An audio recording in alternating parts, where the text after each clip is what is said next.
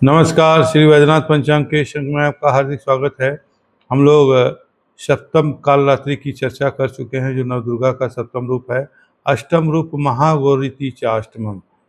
महागौरी जो है, चूंकि महागौरी भगवती जब दर्शन दी थी चैत्र शुक्ल नवमी को, देवताओं की आराधना पर, ब्रह्मा विष्णु शिव की आराधना करने पर उन्होंने जब दर्शन दिया था, तो उसी समय ये वचन दिया था, जो महागौरी के रूप में मैं हिमालय राजपुत्री के यहाँ जन्म जब लूँगी, तो उसी समय राक्षस राज रावण को वध करने के लिए विष्णु भगवान जब अवतार लेंगे राम के रूप में, तो उनकी मैं सहायता करूँगी। तो वही महागौरीति चाष्टमम, महागौरी वही रूप है उनका, पार्वती का ही रूप है, सती का ही रूप है, नवदुर्गा का ही रूप है।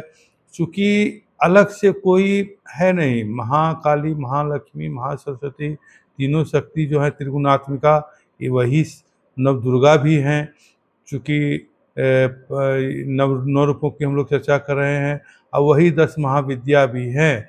तो इस तरह से हम लोग देखते क्या है, जो शक्ति कीड़ा जगत सर्वम, शक्ति ही समस्त रूपों में विराजमान कर रही हैं, वही संचालन कर रही हैं जगत को।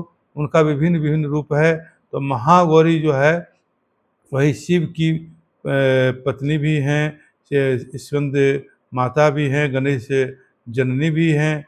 तो वही महागौरी, वही महाशक्ति, वही दुर्गा और महाकाली, महातारा, सब 10 महाविद्या में जो है उनका भी नाम जो है, सब वही एक ही शक्ति का रूप सब अलग अलग है। इसलिए नवदुर्गा में अष्टम रूप जो उनका आया है, चूँकि अष्टमी तिथि वैसे भी बड़ा महत्वपूर्ण माना गया है। अष्टमी जो है सो एक तरह से इसी में सबको दर्शन हुआ है, चाहे वह भगवान रामचंद्र हों, चाहे बनिक है जो थे एक, उनको भी दर्शन भगवती ने अष्टमी के रूप में ही, अष्टमी के दिन ही दिया था। इसलिए महागौरी, महागौरी मतलब महाशब्द लग गया है।